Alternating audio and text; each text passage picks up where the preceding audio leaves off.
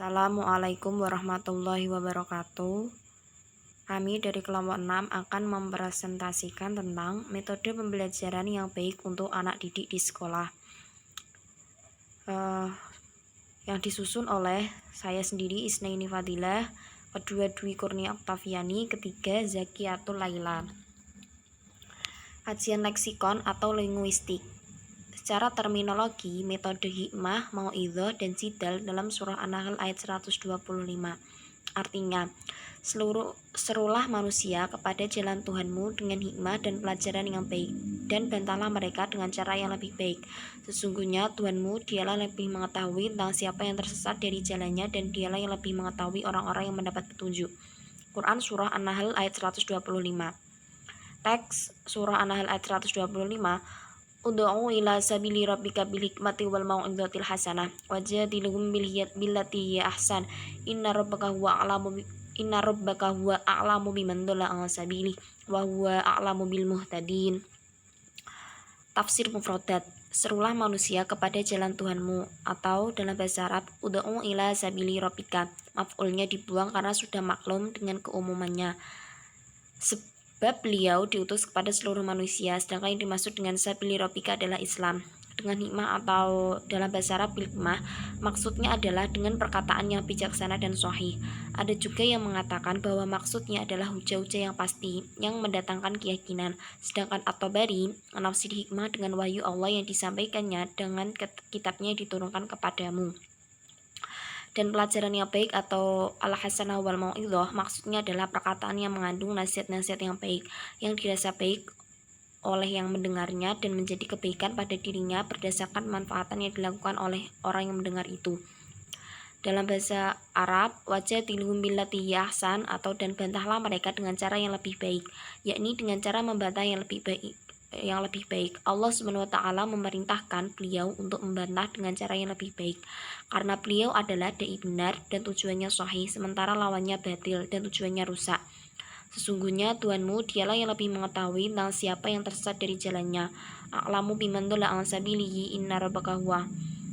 Setelah Allah SWT menganjurkan untuk berdakwah dengan cara tadi, Allah menerangkan bahwa petunjuk dan hidayah bukanlah urusan Nabi SAW, tapi urusan Allah SWT.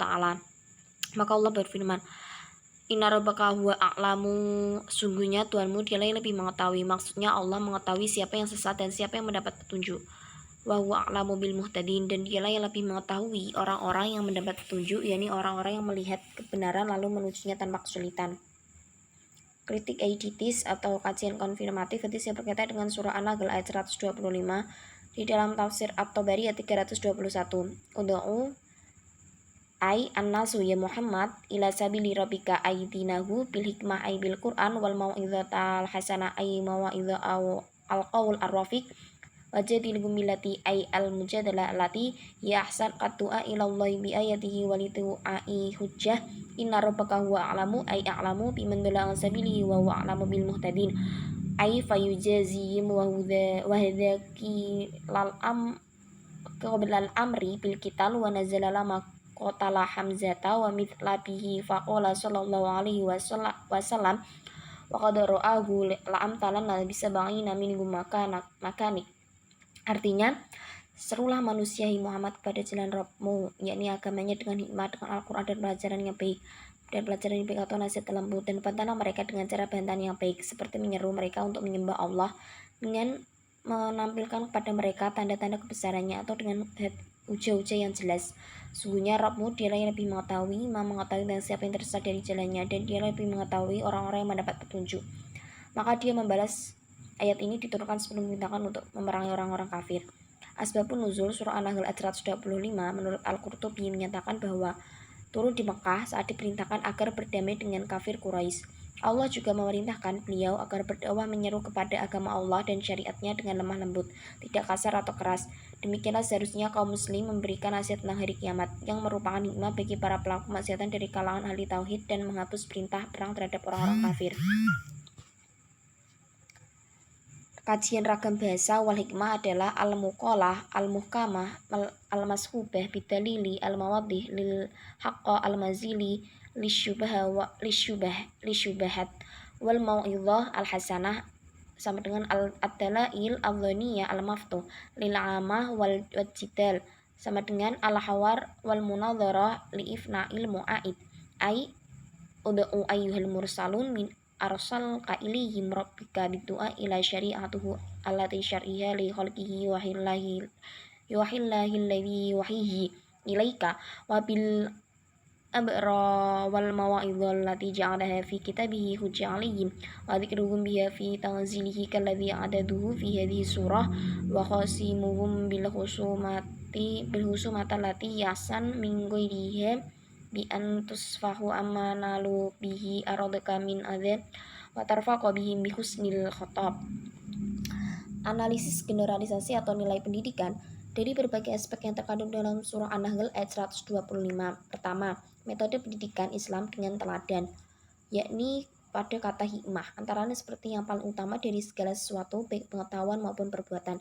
Hikmah juga diartikan sebagai sesuatu yang bila diperhatikan atau digunakan akan mendatangkan kemaslahatan dan kemudahan yang besar dan lebih besar, serta menghalangi terjadinya mudarat atau kesulitan yang besar atau lebih.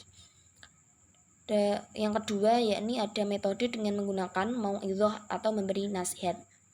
Ini dalam arti ayat, serulah manusia kepada jalan Tuhanmu dengan hikmah dan pelajaran yang baik. Dan berdasarkan pendapat Muhammad Quraisy Shihab yang mengatakan mau'idhah sebagai uraian yang menyentuh hati yang mengantar kepada kebaikan, atau dapat diartikan sebagai nasihat. Mau'idhah atau nasihat juga merupakan cara atau metode yang dapat digunakan dalam proses pendidikan. Yang ketiga ada dengan diskusi. Mengenai surah An-Nahl ayat 125, Abu Tinata menyebutkan bahwa agar Rasulullah menempuh cara berdakwah dan berdiskusi dengan cara yang baik. Di dalam surah An-Nahl menggunakan metode diskusi. Hal ini sesuai dengan ayat 125, yaitu jadilhum billati hiya ahsan, yang artinya bantahlah mereka dengan cara yang baik. Hikmah dari surah An-Nahl ayat 125, yakni perintah Allah Subhanahu wa Ta'ala kepada Rasulullah untuk menyerukan perkara yang hak dan yang batil. Allah Subhanahu wa Ta'ala menjelaskan kepada Rasulullah bahwa sungguhnya dakwah adalah untuk agama Allah semata, bukan kepentingan pribadi pendakwah atau golongannya maupun umatnya. Allah Subhanahu wa Ta'ala menjelaskan kepada Rasulullah agar berdakwah dengan hikmah. Allah Subhanahu wa Ta'ala menjelaskan kepada Rasulullah agar dakwah dijalankan dengan pengajaran yang baik, lemah lembut dan mengejutkan, sehingga dapat diterima dengan baik. Allah Subhanahu wa Ta'ala menjelaskan bahwa apabila terjadi perdebatan dengan kaum musyrikin ataupun ahli kitab, hendaknya Rasulullah membantah mereka dengan cara yang baik. Sekian dari kelompok 6. Kurang lebihnya mohon maaf. Wassalamualaikum warahmatullahi wabarakatuh.